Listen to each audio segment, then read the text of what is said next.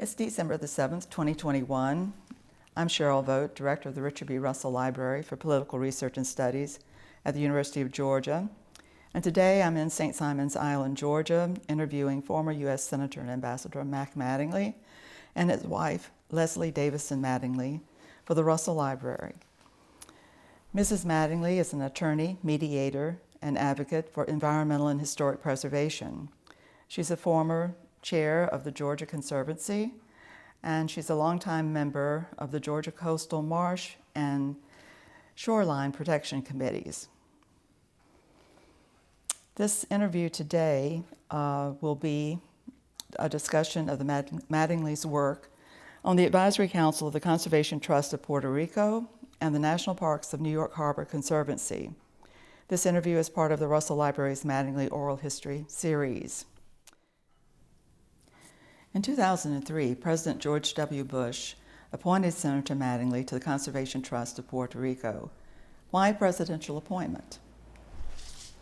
Well, first, let me say that the Puerto Rico Conservation Trust in 1970 was created by the United States Congress and had the rules and the stipulations were that the trust would be controlled by 3 trustees plus the employees of the trust. But the 3 trustees, 2 would come from Puerto Rico and 1 from the United States, mainland United States. And the governor of Puerto Rico would appoint the 2 from Puerto Rico, and the President of the United States, through the Department of Interior, would appoint the person from the United States. And so that was how that part of it was created. And this was your first work with the trust, or? Yes, it wasn't our first. By the time we got the appointment, we had been involved conversing with the trust down there through a mutual friend, a man, an attorney, who was on the National Bar Association of the United States. His name was Armando Lassa, and we had become close friends with he and his wife Maria, and they wanted to find some way that we could visit more often down there. and he came up with this idea of, he said, I have this good friend who's the head of the Conservation Trust in Puerto Rico named Fernando Hoveras, which I would like for you to meet. And so we went over and he set up the meeting, and Leslie and I and Armando and Fernando, we sat around and talked, and they decided that looking at our backgrounds, that we both were conservationists, preservationists, and interested in restorations, and that we would be a perfect fit for that position. And so anyhow, that's how initially the progress began to pick Mack Mattingly to be the new U.S. trustee. Now you served from that time, 2003, on the Advisory Council until 2013. No, on the Board of Trustees. Board of Trustees, Yes. I'm sorry. Mm-hmm. When Mrs. Mattingly was appointed, and she's still in her role, and you continued in an advisory role. So together you have over 20 years of service Yes. with the trust. So obviously this is a labor of love for you. It is. So tell us about the mission of the Conservation Trust and how it intersects with your interest in conservation. Well, I have to say it is a joint interest by both Leslie and myself. And you know, hers began at a very young age with her parents. And mine I was always interested in conservation. Like people growing up in, of course, the Depression era, everybody was a conservation and preservationist. And but when all this came about, it was for like me, when I was in the United States Senate, I was doing things to help in conservation for the state of Georgia, where at one time, and I believe it was 1985, I was named the Wildlife Conservation Person of the Year, and because I had created and assisted in the Chattahoochee River issues and in Cumberland Island, and also a clear cutting of properties of forests in northern Georgia. And so the background was there that I did have an interest in, in the United States Senate back then, some people said, well, Republicans weren't for being known being conservationists or interested in green, and but there was a across the board interest in that. So what is really the mission of the trust? Well, she can probably expand on it more than I can, but it's conservation, preservation, restoration, and of historical sites. The trust, and I refer to it, the rebranding is Para la Naturaleza, and so we often refer to it as PLN just for simplicity, so that's what I'm referring to. They just celebrated their 50th anniversary last year. In fact, PLN is one of the 3 largest conservation organizations of its kind in the world. They have 250 plus staff members, nearly all with college degrees or actively working on a college degree. They own, the number changes so quickly that it'll probably already be obsolete, but they own roughly 40,000 acres themselves. In addition, they help care for approximately 430,000 acres in partnership with the DNR in Puerto Rico, the United States Forestry Department, and so forth. So this is a very sophisticated organization. You'll probably, as we discuss this here, talk about the president, Fernando Joveras. Fernando, it's important context to understand that he has his undergrad degree is from Dartmouth, I believe. His master's degree is in business. I believe the Dartmouth degree is in finance and economics. The master's degree is from the Harvard Business School in business, and his law degree is from Puerto Rico. So we are talking about some serious skill levels running this organization and growing it. So to answer your question, they work under the trust origination documents. They do both historic preservation and conservation. Frankly, those two generally run hand in hand, and Puerto Rico is a great example of that. One of their first properties was a historic coffee plantation in the mountains that dates back as far as the 1500s, primarily 1700s. So they have land there that they're protecting, in addition to the historic structures, teaching people about their history. Likewise, there's an 1,100-acre sugar plantation up near the northern coast that has extraordinary history in addition to all those acres of conserved land. So those are 2 examples of properties. How does the trust navigate between federal and local interests? I think this is another case where we may be talking about there's a leverage there to, is this primarily for their funding and for regulations that might govern the trust? The regulations are already there for the trust, established in the U.S. Congress Act. The funding has, through the years, was in the bill that passed, and of sources to use. And through the years, they've had 2 or 3 different sources. One was pharmaceutical, one was chemicals, and now it's rum. And that is used for basically, there's a certain amount of money that comes from, say, like the rum tax. Rum tax all goes to the federal government in Washington, D.C. Then it's something like $700 million is sent back to the government of Puerto Rico for their government to use, and approximately about $7 to $12 million a year comes to the trust. Now that is not used for payroll or anything, it's just used as an entitlement type program, and then the interest is able to be used for productive causes. To answer your question a little bit more in depth, when the trust was formed 50 years ago. I believe it was either formed based on this or closely followed by a mitigation that had to do with the oil refineries that were operating and the damage that they had done in Puerto Rico. So there was a mitigation payment that was coming back to Puerto Rico, and where to put that money, and the Conservation Trust was the obvious choice.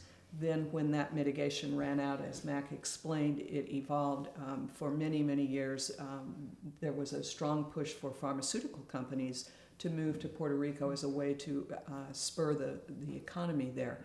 So Pfizer, Lilly, all of them have operations in Puerto Rico, and there was money coming from that. And then I believe it was Governor Romero, Carlos Romero, who when that was starting to run its lifespan, said, what about a tax on rum produced in Puerto Rico? We're not talking about all rum, but rum produced in Puerto Rico. So the last I checked, it's something like 1% of 1% of the tax anyone pays on a bottle of rum goes to the Conservation Trust of Puerto Rico. So I tell my friends to drink rum. Which is similar to other things that are used in the United States mainland, Right. where people pay either through the motels, taxes, and some of those things generally go to conservation efforts. That's right. And Now we should add to that as an addendum that is under Fernando primarily, and I frankly think Mack has had a lot to do with these discussions privately. They don't like that dependence. So they have been shifting for the last 20 years throughout our history. They were primarily living off that when we arrived. That's a generalization. But now they have a development team, they're raising money, they have huge numbers of people in the New York area. Obviously, we all know there's a strong Puerto Rican community there. there's more Puerto Ricans in New York City than there are in Puerto Rico. Yeah. True. And then Miami, Orlando. And so people are donating property to the trust. They're certainly supporting it financially. So the picture we're describing is evolving as we sit here. But that is what has really given them this unusually strong foundation. Yes. Now, going back to the time when the trust was rebranded to the PLN, this was about the time that you, Senator Mattingly, you were rolling off the board. Boards. Yeah, for the trust. And so at this time, the new president appointed some Democratic people to the trust. Yes. So how did that affect the dynamic of the trust working? Actually, it turned out to be very positive. I had served approximately almost 9 years. It took a while for the Democrat president to figure out he had another appointment to make in Puerto Rico, and then they appointed two new ones from Puerto Rico, and also then appointed a person named Marie Salerno, who heads up the New York Harbor Conservancy, and a husband who is one of the associate editors of the New York Times. And when we met together, actually we became very, very close friends, and which sort of goes along with our lifestyle through the years, whether it be in the Senate or at NATO or as ambassador, of how to get along with everybody, and it's proven to be very fruitful, and it's been a fantastic relationship. So then in 2017, we had back-to-back hurricanes, Irma and Maria. And I know that you were very concerned during this time and made trips shortly after the hurricanes had passed through and things were still in such chaos. So how did you find the island at the time that destruction was there? So let's walk into it. And we had the first storm, was it Irma? Irma. Also brushed the coast of Georgia. Yes. So we were dealing with that right here along the coast of Georgia, trying to decide whether even to evacuate and all of that. We stayed. There was a lot of flooding. We went through all that, and the power came back on a couple days later, and boom, here on the television was Maria coming toward Puerto Rico as a Category 5, as a direct hit. And I can't begin to tell you the shock. I mean, you couldn't believe it. We were looking at the television. And so we waited. And the day of the storm, like anything of that size, CNN and the other channels were covering it, and there was Puerto Rico's a rectangle shape, and there was a line going across Puerto Rico, and we just stood in front of the TV and watched that line move. It was a slow-moving storm. It took over 15 hours to cross Puerto Rico, and it was very personal. I can only imagine people with family there and living in the States. You're very helpless. And you're watching lines pass through towns where you know people and you know properties and you know efforts.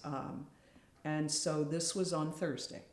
On Friday evening, about 5 o'clock, Mack's cell phone rang, and he looked down. We'd been very quiet. I mean, we were both grieving. We knew what was coming. And he said, "It's Fernando." I remember him. And he just stared at it. We were both so shocked. And so I said, "Answer the phone, answer the phone." The man I described to you earlier, who is so capable and so spectacularly professional, was in shock.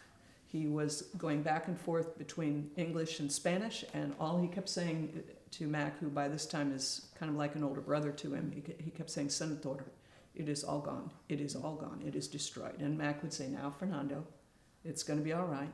No, Senator, it is all gone. It is destroyed." And so finally, I whispered in his ear, "He's in shock. Talk to him like you would talk to one of the grandchildren." Mm-hmm. And so he did. He slowed down and he said, "Fernando, are you and Mishi," his wife, "okay?" "Yes, sí, yes." "Okay. Is anybody injured in your family?" "No." "Where are the children?" They happened to have been studying in Europe, so they had missed it. And he just walked him through. And the staff, of course, he had not been able to reach most of them. But we just, that night, Friday night, was calming him down. On Sunday morning, the phone rang again as we came in from church, and it was Fernando, and he was back. And he said, "Senator, I know what we are going to do. We have 250 staff members. We have trucks, we have walkie-talkies, we have chainsaws, and we have properties we can use as staging grounds all across Puerto Rico. We no longer care about trees. We are now a relief organization." And for the next, he said 6 months, but it was more like a year and a half, that's all they did. They just put down the conservation. The trees were gone. What can we do? And so you can imagine, it was an incredible joy to be part of that effort. It was unbelievable for us to be part of it. It turned out to be sort of a model for the rest of Puerto Rico, though. It was. And because nobody really knows much about conservation organizations, no matter where they are. No. Right.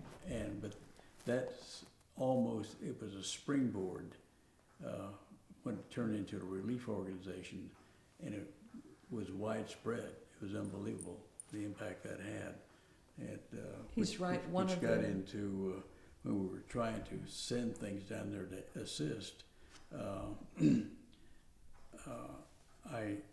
I called the Port Authority, Georgia Port Authority, and said, "Do you have any ships to go back and forth to Puerto Rico?" They said no, but they said, "Here's what you can do. You need to call." He gave us the name of the person in Florida, in Jacksonville, Tote Marine, and to call, and they go directly there. And we called and told them who we were, what we were doing, and they rose up like champions. And in the first few days after the storm, that first week, Mack was on the phone in one end of the house talking to Washington, talking to various people there because of his knowledge and his experience and his contacts. I was on the phone at the other desk at the other end of the house. I found WhatsApp worked, and so I was texting with staff members who were telling me what they needed. And I was making lists and trying to organize and who could I get to help. And finally, I remember going into him and saying, I literally tapped him on the shoulder and said, I need a boat, a really big boat. And that was when he called the port. And it was Tim Nolan at Tote Maritime that was just tremendous. In fact, at one point, that was their job. They were the primary supply chain between the States and Puerto Rico. But he took care of us getting supplies directly to our organization, which, as you mentioned earlier, was one of high trust among all these various so-called relief organizations. So at one point, they'd asked me for a propane grill so they could go out and give people a warm meal. And how to get it there. And Tim actually ended up putting it in his personal cabin on the boat and sent it down. And then our people met it at the dock and picked it up. So it was that kind of personal insight that was great. And then Tote partnered with the organization as well, which was great. And I know you were raising supplies and money and everything to send during that time. And did you have much trouble at all getting? No, I was going to say it was not a matter of raising it. It was a matter of organizing it, making sense out of it. People wanted to send clothes and blankets and things like that, and they were begging us, don't send that. It ends up rotting, literally rotting on the dock. They had because so many trees were down, the highways were clogged. Right. And if a truck was 50 miles away, there was no way for it to be mobile. Right. Yeah. And gasoline was in short supply. I had one of our anecdotes. A good friend of mine texted me. We were watching TV one evening. This was probably a month after the storms. It was, gosh, I don't know, 10 o'clock, 10:30 p.m. on a Thursday night. And how are you? And as I was texting back with her, I found out that after working all day at the office, she was now standing in a line that stretched for 3 blocks to fill a 5-gallon gas tank so that her father's oxygen machine could run through the weekend. And so Mack had somewhere around 11:40 said, I'm going to bed. And I said, I can't leave her. You know, we were, I couldn't say to her, I'm going to go now get in my nice, comfortable bed. So she and I sat up and chatted, for a long time. But all this is to say that the very experiences from her life and my life joined together creates a broad network of people that you can call or contact. That's exactly right. To help make things happen. And, to me, it's a pleasure for us, to be able to do that. And I know you also physically went down, didn't you? Oh, yes. How soon was that after The first trip, they wanted us to come early on, and we declined because, frankly, we were very afraid of being in the way. The staff, we're blessed. The staff is delighted when we come. They're family. And we knew that at that point there wasn't a whole lot we could do but just slow them down or get in the way. But surely it wasn't too long. It was January.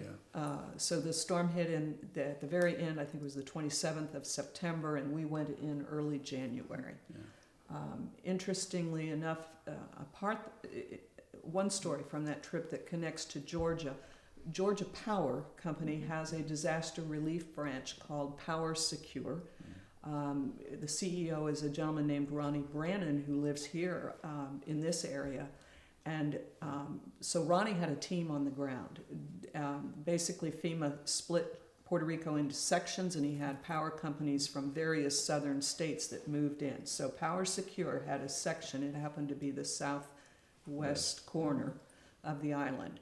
And so as part of our trip in January, we said we wanted to go see what Power Secure was experiencing. And we kind of wanted to hear the stories from their side rather than from the Puerto Rican side, just to see how the perspectives lined up. And it was very fascinating. Well, working toward recovery, this I think was about the time that the rum tax was supposed to be taken away. Is that not correct?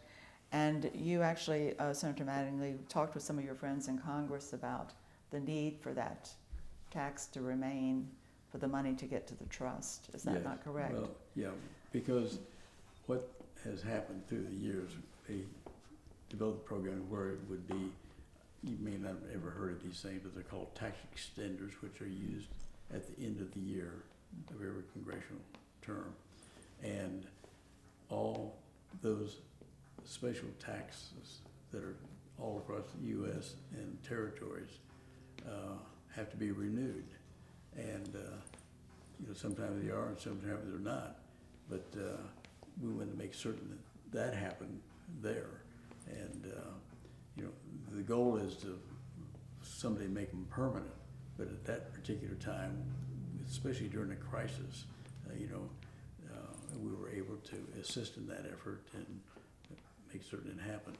And it was not easy, because if you think about it, our Congress was certainly being pressured for any and all support possible to Puerto Rico. Mm-hmm. And here was Mack saying, we need to take care of this tax extender for the Conservation Trust. And you had to explain that. And they would tend to say, well, we'll just put it as part of the bigger bill, and that's small potatoes compared to this. And Mack kept saying, no, it's very big. It's very important.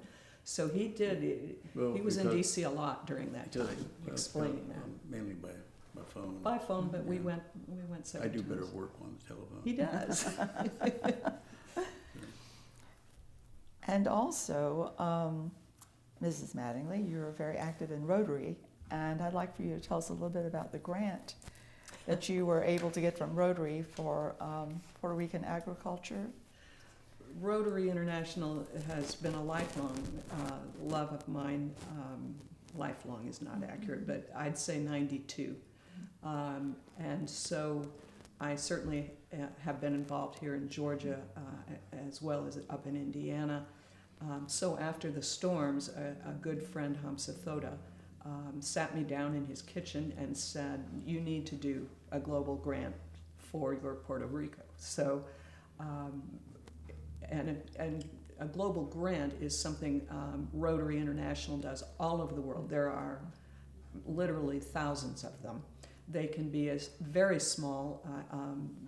I think 10,000 may be the minimum, but the typical size is 40,000. They can go up as high as you need them to go. They trigger special inspections if they go over certain levels. So, but the way it works is that Rotarians in clubs or individuals or even non-Rotarians can give money, and then it is matched by Rotary International's foundation. So the long and the short of it was, if I managed to raise, as an example, 10,000, I might end up with 25,000 because of the matching. So it's very supportive.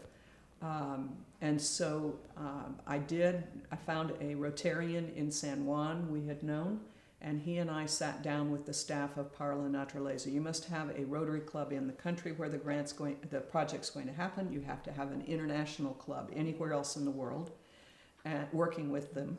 And then you have to have a non-Rotary partner that actually carries out the grant. So typically it might be a group of doctors who want to build a clinic in Bolivia or wherever, this kind of thing.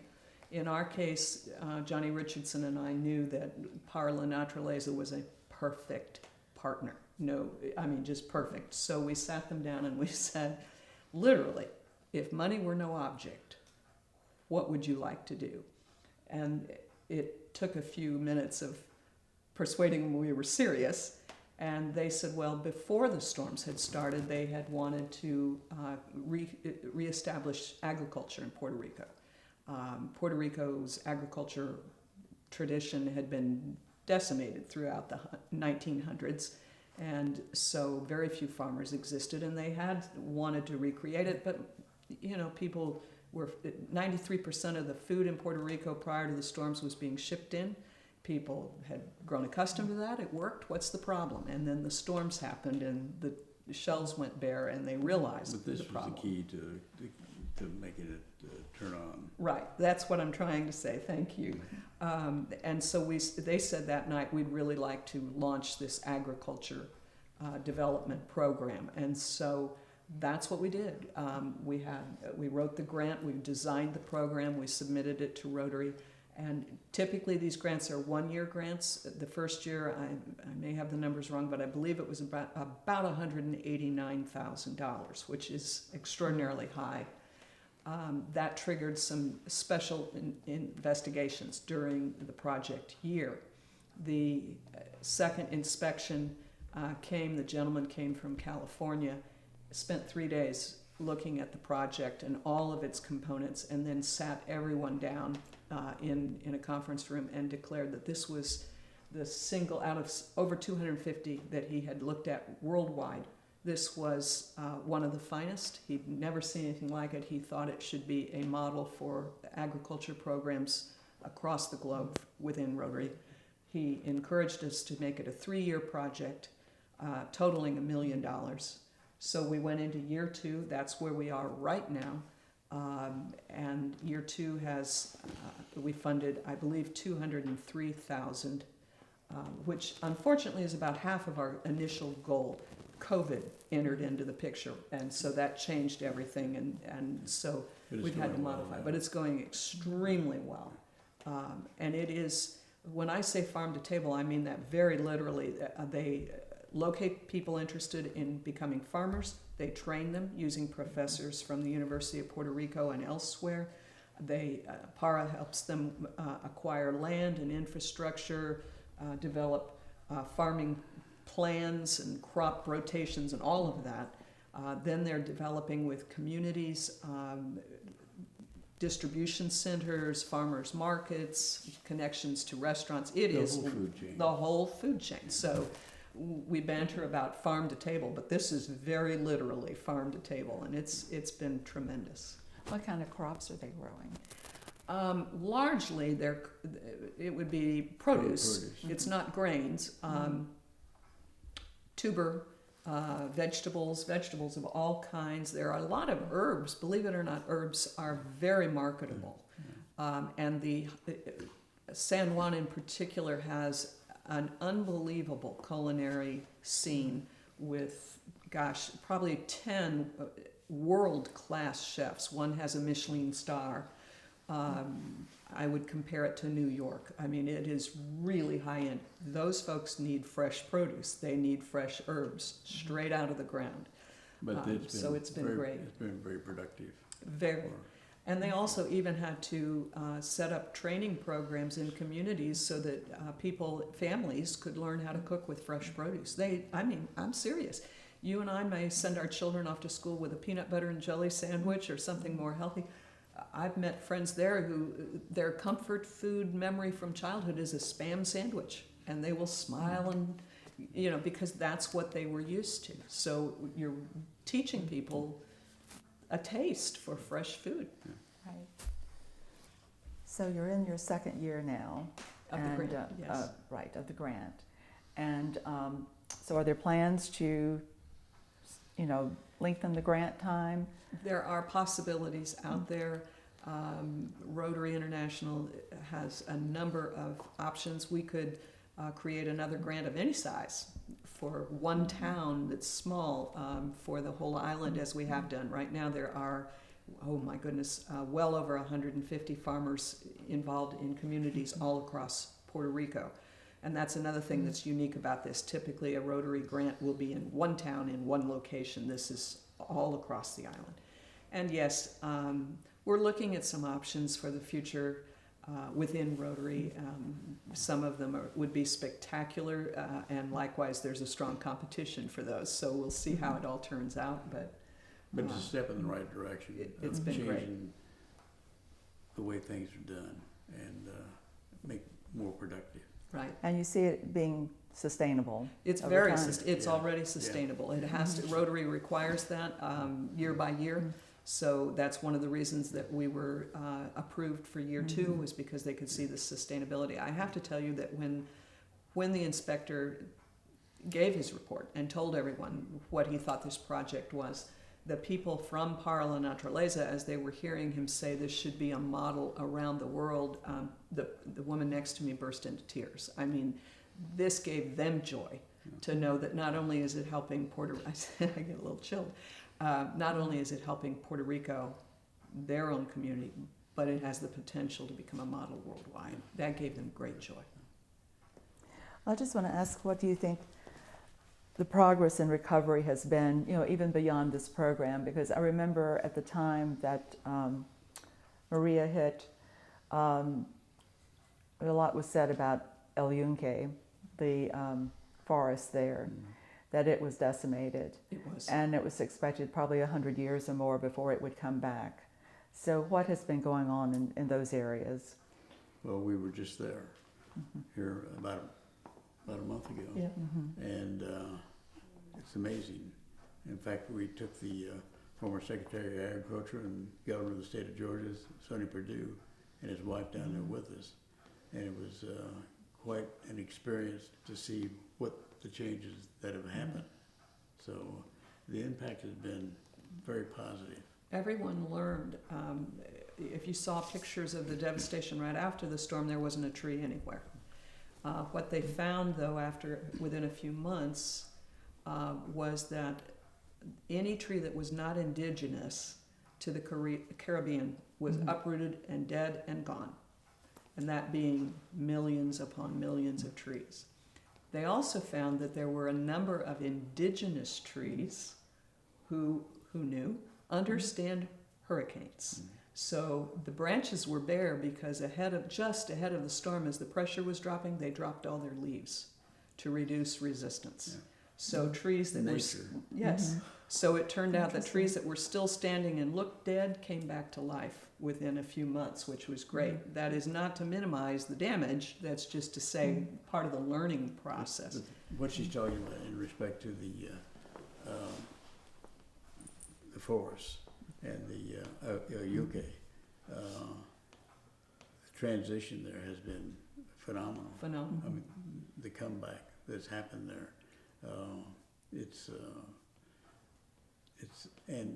has been so good, and through the assistance of the trust, now the forest itself is owned by the government of Puerto Rico.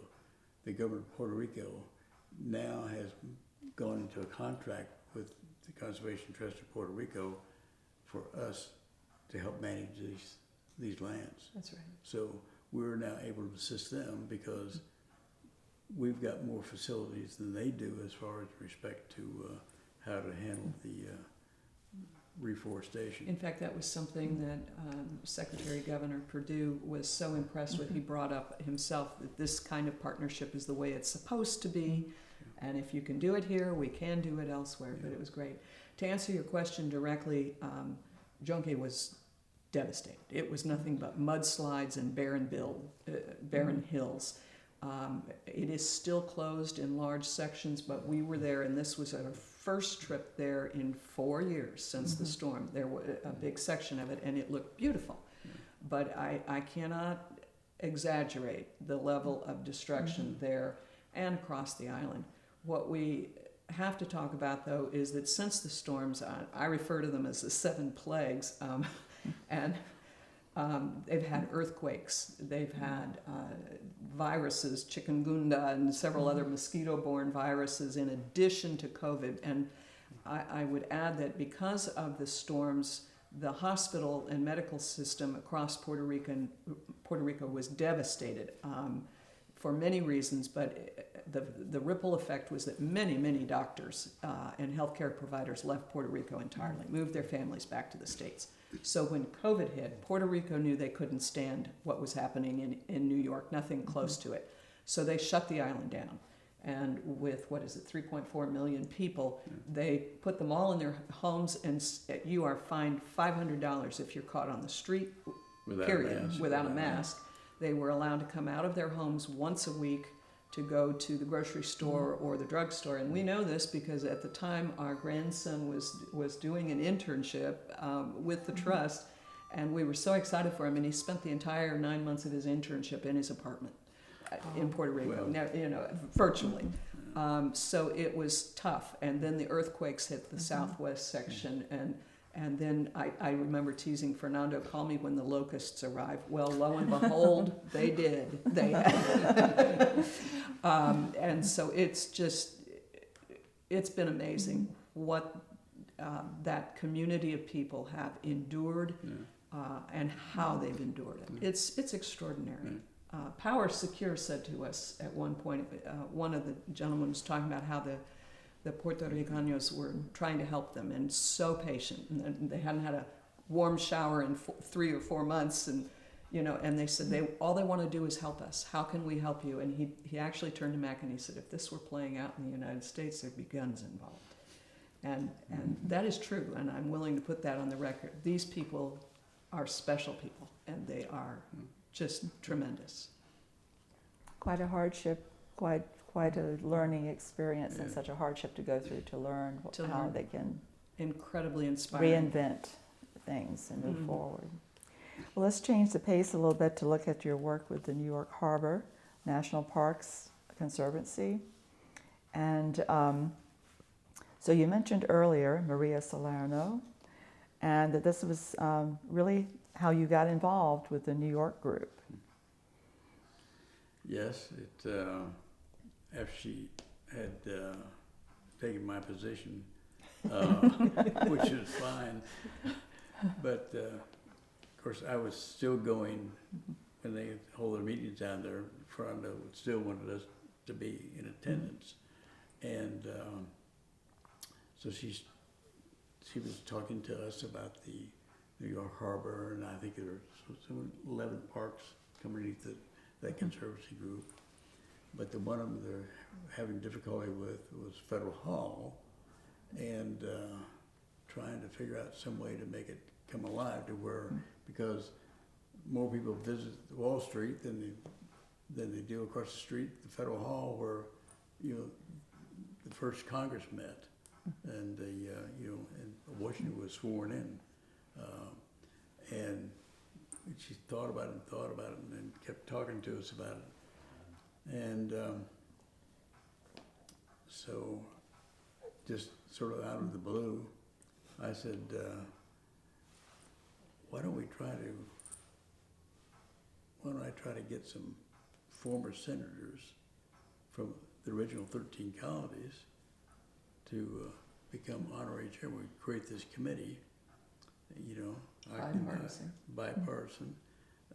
Let me try to find a partner to be my partner, be co-chairman of this thing, and she agreed. And the first thing I did, I called Bill Bradley, who I played better basketball than he did. But anyhow, he was in the Senate when I was there, and I convinced him to be my co-chairman,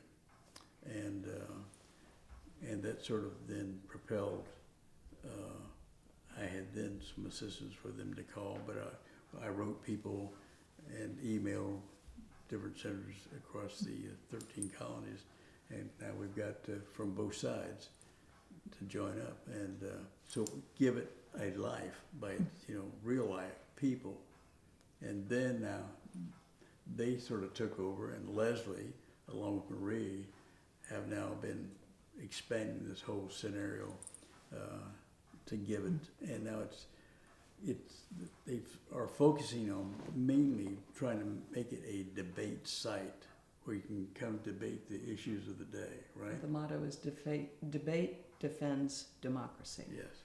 And that motto was selected with the thought of giving people a rational, learning, intellectual opportunity to debate, and that motto was defined, I think, still before the storm, so pre-2017, and look how the world has changed since then. This entire philosophy could not be more perfect. You need to be able to communicate. So it's coming more and more alive now, and we're not finished with that, but I mean that's just one item that I had an involvement in, and of course she's involved not only in that but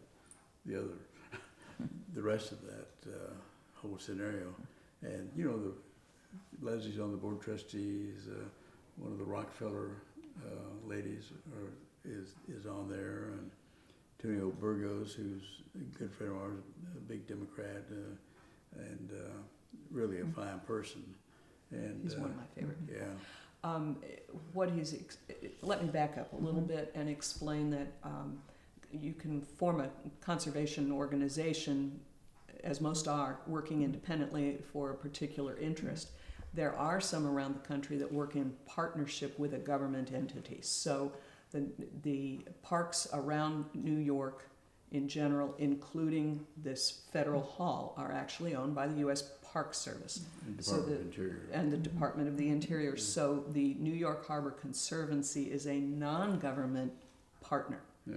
And our role is to help with programming of these parks, as well as the Statue of Liberty and Federal Hall.